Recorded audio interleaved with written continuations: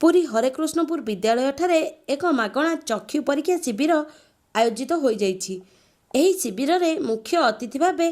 पूर्वतन मंत्री श्रीजुक्त महेश्वर महांती योगदान करने सहित अन्यान्य सम्मानित अतिथि भावे बिजु महिला दल जिला सभापति शांतिलता प्रधान, पूर्वतन जिला परिषद अध्यक्ष दीपाकर पात्र, 26 नंबर जोन जिला परिषद प्रतिनिधि निरंजन नायक, 27 नंबर जोन जिला परिषद प्रतिनिधि सुभाष स्वाई एवं हरेकृष्णपुर पंचायत सभापति सुदर्शन पल्लई प्रभृति उपस्थित थिले। एही कार्यक्रम को सफल करिबारे सदर ब्लॉक महिला सभापति सुस्मिता रथ एवं हरेकृष्णपुर पंचायतर सरपंच भूमिका अतुलनीय। एही मागणा चक्षु परीक्षा शिविर रे प्राय 300 रु ऊर्ध्व लोके निजर चक्षु परीक्षा करने सहित मागणारे मोतियाबिंदु ऑपरेशन सुजोग पाई खूब खुशी अनुभव करिसंती। एही कार्यक्रम रे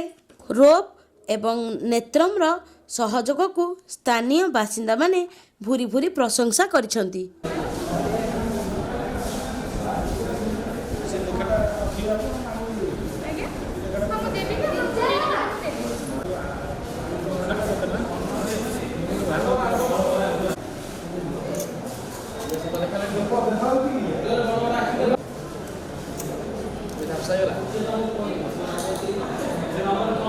रोप और नेत्रम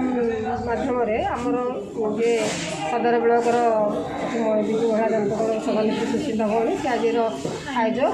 आई जो चक्षु चिकित्सा शिविर होती बहुत लोक पहुँचुंट। निश्चित भाव में आम आशा करूँ आमर माननीय मुख्यमंत्री जो स्वास्थ्य को नहीं जो कार्यक्रम कर यहीटा गोटे